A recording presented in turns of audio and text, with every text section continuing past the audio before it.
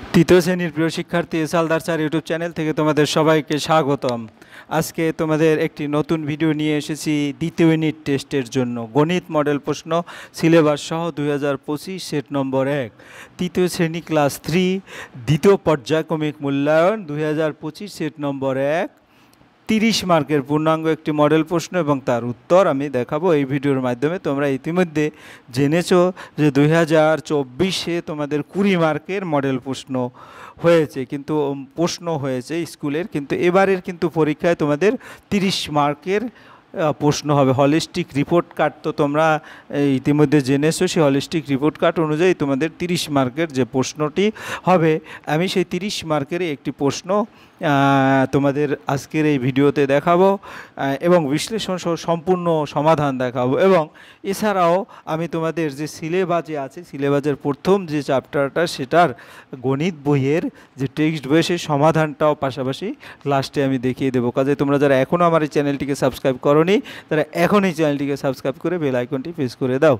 হ্যাঁ, সিলেবাস প্রথমে দেখো 71 পৃষ্ঠা থেকে 141 পৃষ্ঠা পর্যন্ত তোমার এই পরীক্ষায় সিলেবাস 71 পৃষ্ঠা থেকে 141 পৃষ্ঠা পর্যন্ত। তৃতীয় শ্রেণী দ্বিতীয় পর্যায়ক্রমিক মূল্যায়ন গণিত পূর্ণাঙ্গ, মান হচ্ছে কত? 30 মার্ক, সময় 60 মিনিট। হ্যাঁ, আমি আশা করি পর্যায়ক্রমে তোমরা যে কয়টা ভিডিও আমি গণিতের দেবো, সম্পূর্ণ ভিডিও যদি এক এক করে দেখে থাকো তাহলে তোমরা 100% সফলতা আসবে এবং 30-এ 30 পাওয়ার মতো তোমাদের পরীক্ষা দিতে পারবে। যাই হোক, প্রশ্নটা আমরা দেখি। দেখো, এখানে কিন্তু 2025-এর একটা মডেল প্রশ্ন। আমি 2025-এ আসলে 2024-এর প্রশ্নটাই আমি এখানে দেখিয়েছি 2024-এর প্রশ্নটাকে। কিন্তু 2025-এ 20 মার্ক ছিল, এখানে আর 10 মার্ক অ্যাড করে পূর্ণাঙ্গ যে প্রশ্ন সেটা আমি দেখাচ্ছি। তো এই দেখো, এখানে 1, 2, 3 করে এখানে 5 পর্যন্ত ছিল 2025-এ, এই হচ্ছে আরও 10 মার্ক। এই টোটাল 6 নম্বরে 10 মার্ক মিলে টোটাল 30 মার্ক। অর্থাৎ 2024-এর প্রশ্ন ছিল এইটি, ঠিক আছে? 1, 2, দেখো 2, 3, 2, 5, 5 আর 3 8, 8 আর 6 14, 14 আর 6 20, এরকম 20 মার্ক ছিল। যাই হোক, এবারে আমরা সরাসরি চলে যাব সমাধান পর্বে। হ্যাঁ, জোড় সংখ্যাটির সাথে 1 যোগ করলে সংখ্যাটি কি হয়? 1 যোগ করলে, যেমন জোড় তোমরা নিশ্চয়ই জানো 2, 4, 6, 8 এবং যে সংখ্যার ডানে 0 আছে, তো 1 যোগ করলে সংখ্যাটি বিজোড় হয়ে যাবে। তাহলে উত্তর হবে কি? টিক মারতে হবে, অর্থাৎ এই যে বিজোড়। আমি উত্তরটাও দেখিয়ে দিয়েছি, এই যে বিজোড়। কোন সংখ্যার শেষে 0 বা 5 থাকলে সংখ্যাটি কত দ্বারা বিভাজ্য হবে? 5 দ্বারা বিভাজ্য হবে। সংখ্যাটি 5 দ্বারা বিভাজ্য হবে। ভাগশেষ ভাজকের চেয়ে ছোট না বড়? ভাগশেষ ভাজকের চেয়ে ছোট হয়, অর্থাৎ এটা হবে উত্তর।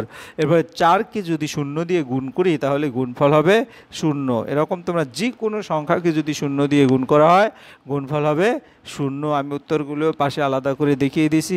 1 নম্বর উত্তর হয়ে গেল। এবার 2 নম্বরের উত্তর। 11 থেকে 3 বিয়োগ করা যায় কতবার? মানে 11 থেকে 3 যেমন, তাহলে কত হবে? 8, 8 থেকে আবার 3, 5, 5 থেকে আবার 3, কত হবে? 2। এরপরে তো আর যাবে না, এই কারণে 3 বার হবে উত্তর।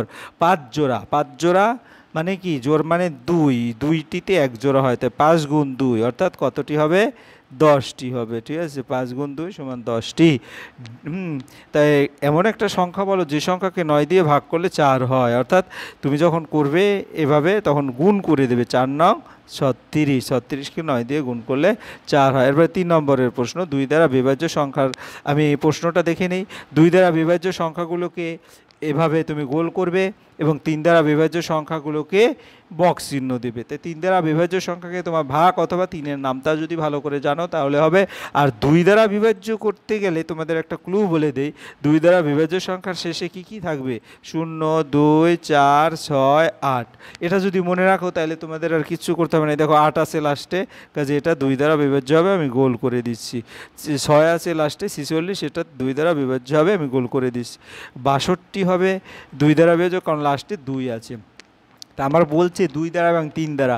আমি যদি একটাকে আলাদা করে আইডেন্টিফাই করি, বাকিগুলি কিন্তু 3 দ্বারা। এটা হচ্ছে সহজ বুদ্ধি। কিন্তু তারপরে যেমন 3 7 21, 3 দিয়ে ভাগ করলে 7 হয় ভাগফল, কাজে এটা 3 দ্বারা বিভাজ্য। 3 11 33, তোমরা 11 ঘরের নামতা শিখলে অনায়াসে পেয়ে যাবে। 19 ঘরের নামতা, 3 19 হ্যাঁ 57, হ্যাঁ কাজেই দেখা গেছে 3 দ্বারা বিভাজ্য 2 দ্বারা বিভাজ্য সংখ্যাগুলি তোমরা অনায়াসেই দেখতে পেরেছো। এরপরে নির্দেশ অনুসারে প্রশ্নগুলোর সমাধান করো।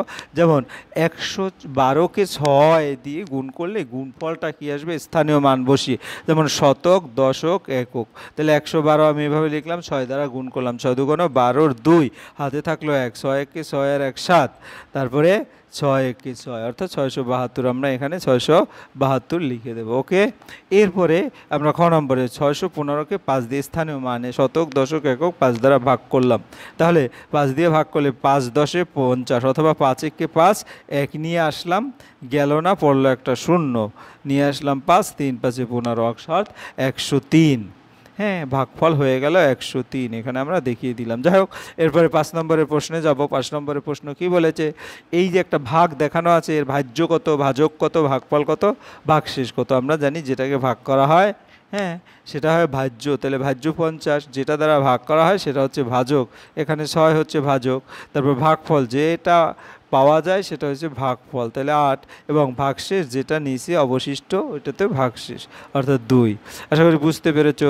এরপর 5 নম্বরের প্রশ্ন, অঙ্কের ভাষায় প্রকাশ করো, সমাধান করো। কৃষ্ণনগরে কোনো পরিবারে প্রতিদিন 123টি পুতুল তৈরি হয়, ওই পরিবারে 5 দিনে মোট কতগুলো পুতুল তৈরি হবে। তাহলে আমরা যদি একটু একদিনে পুতুল তৈরি করে 123টি, সুতরাং 5 দিনে পুতুল তৈরি করে 123 গুণ 5, তাহলে 3 5 15 5, এই যে 5 নামালাম, তারপরে 5 দুগুণ 10 আর 1 11, ওই যে 1 নামালাম, 5 একে 5 আর 1 6 হাতে থাকলো, হয়তো 615। 5 দিনে পুতুল তৈরি করে 615টি। ক্লিয়ার। এরপরে আমরা চলে যাব খ নম্বরে। 812টি মাছ 8টি বাক্সে সমান সংখ্যায় রাখলে প্রতিটি বাক্সে কতগুলো মাছ থাকবে, কতগুলো মাছ বাক্সের বাইরে থাকবে। ঠিক আছে, তা 8টি বাক্সে মাছ থাকবে 812টি, সুতরাং একটি বাক্সে মাছ থাকবে 812 ডিভাইডেড 8। এখন 100টি, হ্যাঁ 101টি মাছ বাক্সে থাকবে এবং 4টি মাছ বাক্সের বাইরে থাকবে। কিভাবে আমরা সে ভাগটা দেখিয়ে দিই, যে 812কে 8 দিয়ে ভাগ করলে, হ্যাঁ আমি 8 10 80 দিলাম, তারপরে 1 নামালাম, অবশিষ্ট, হ্যাঁ 81 যেহেতু, তারপর 2 আনলাম, 8 একে 8, হ্যাঁ অবশিষ্ট থাকে 4। তাহলে আমি উত্তর কি লিখব, যে 101টি মাছ বাক্সে থাকবে এবং 4টি মাছ বাক্সের বাইরে থাকবে। এরপরে 6 নম্বর, গুণ করো। নর্মালি গুণটা যদি করো, 100কে 2 দিয়ে 2 0 0, হ্যাঁ তারপরে 2 0 0, 2 একে 2, 200, অতএব নির্ণয় গুণফল 200। এরপরে ভাগ করো, 4 একে 4, হ্যাঁ তারপরে 8 নিয়ে এলাম, 4 দুগুণ 8 0, অর্থাৎ নির্ণয় ভাগফল 12। এরপর ভাজ্য সমান ভাজক গুণ ভাগফল যোগ ভাগশেষ। তাহলে ভাজক ইন্টু ভাগফল হচ্ছে 7 × 26 যোগ 5। তাহলে এটার সাথে যদি এটা গুণ করি, 6 7 42 2, হ্যাঁ 7 দুগুণ 14, 14 আর 4 18, আর এর সাথে 5 যোগ করলে 187, অর্থাৎ ভাজ্য হবে 187। সূত্রটা ভালো করে মনে রাখবে। এরপরে ঘ নম্বর, দিদিমণি ক্লাসে 285টি খাতা নিয়ে এলেন, প্রত্যেকে 60টি করে খাতা দেবেন, কতজনকে খাতা দিতে পারবেন এবং কতগুলো খাতা দিদিমণির কাছে পড়ে থাকবে।